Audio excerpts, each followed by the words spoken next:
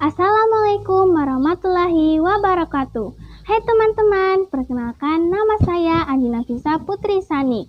Asal sekolah saya SMP Negeri 1 Wolo. Saya akan menceritakan dongeng Konggaha, asal-usul Sungai Lame Kongga. Pada zaman dahulu, ada sebuah negeri bernama Unenapo. Ketentraman dan kenyamanan rakyat negeri itu terganggu. Seekor burung raksasa hidup di pegunungan Watu Kila.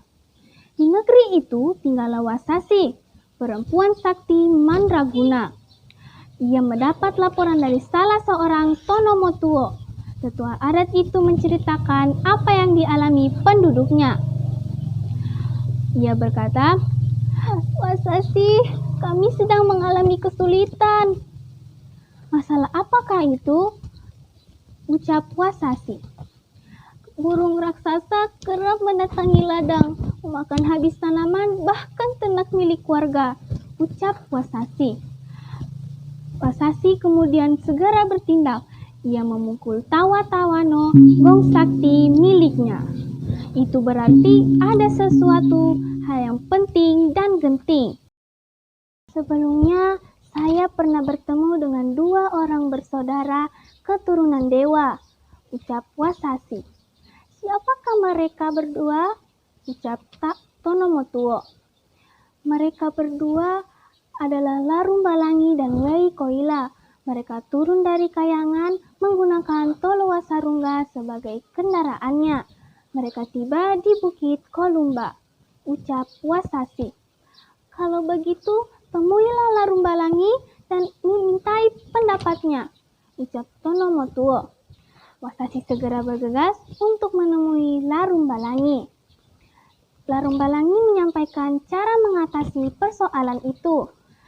Mereka sepakat membuat jebakan untuk menangkap burung pemangsa.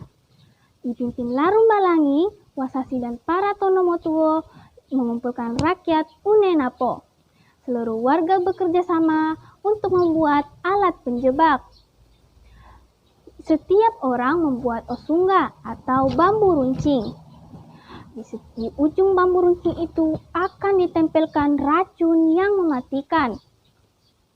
Ribuan bambu runcing itu ditancapkan secara melingkar. Di sebuah padang luas, lingkaran itu membentuk kurungan raksasa. Di tengah-tengahnya diletakkan umpan. Larumbalangi berkata, "Kita perlu seorang manusia dan seekor kerbau. Kira-kira siapa yang mau menjadi umpan?" kata Larumbalangi. Setelah beberapa lama, seorang anak muda datang. Ia menyampaikan kesiapannya untuk menjadi umpan. "Saya, Lasiarara. Saya bersedia menjadi pendamping kerbau." Anak muda itu kemudian diberi gelar Tasahea, pendekar bercahaya karena keberaniannya. Sebelum aksi dimulai, diadakan upacara sakral. Wasasi kemudian memberikan Kasayula, tombak sakti berkait emas. "Ini tombakmu, nak. Ketika matahari mulai meninggi, semuanya mempersiapkan diri." Tasahaya masuk ke dalam kurungan bambu runcing bersama kerbau. Larumbalangi berdiri di dahan pohon tertinggi dengan keris saktinya. Dari sanalah ia akan memimpin semua pergerakan. Tiba-tiba langit menjadi gelap. Bayangan Kongga yang amat besar menutupi cahaya matahari di negeri itu. Burung raksasa itu mekik keras, kemudian menekik tajam ke arah Tasahaya dan kerbau.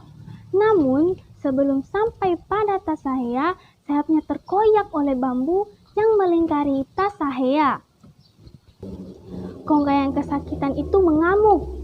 Burung itu semakin membabi buta menyerang Tasahaya. "Hia! Hia! Hia!" Akhirnya, tombak sakti Tasahaya membuat satu tusukan tepat di jantung Kongga. Dalam waktu bersamaan, Larumbalangi turun dari pohon. Tusukan keris saktinya mengenai mata Kongga. Kongga kemudian tampak terbang menjauh dengan darah yang bercucuran dari tubuhnya. Kongga berputar-putar melewati beberapa daerah di negeri Unenapo, seperti Pomala, Kolono, Malili, Ulukalo, dan daerah lainnya. Kongga itu terjatuh di sebuah hulu sungai. Sungai tempat jatuhnya kongga dinamakan Sungai Lame Kongga.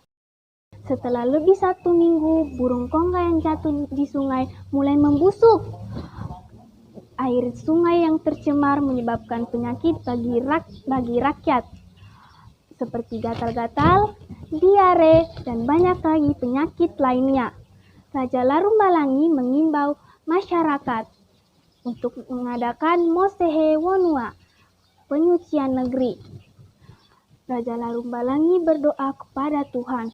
Hujan yang deras menyebabkan banjir di Sungai Lame Kongga.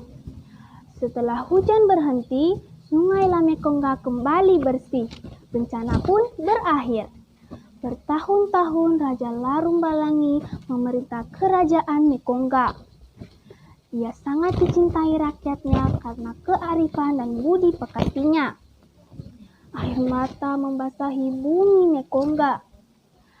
Raja Larumbalangi pergi tanpa jejak. Hingga suatu hari rakyat menyaksikan seorang laki-laki turun dari kayangan. Ia berkata, "Aku adalah Sania Lakonunggu, putra raja kalian Larumbalangi. Aku diutus turun ke negeri ini untuk menggantikan raja yang kalian cintai. Akulah pengganti Raja Larumbalangi." Sejak saat itu, putra Larumbalangi, Sania Lakonunggu, memerintah negeri Mekongga. Sekian dongeng dari saya. Wassalamualaikum warahmatullahi wabarakatuh. Bye-bye.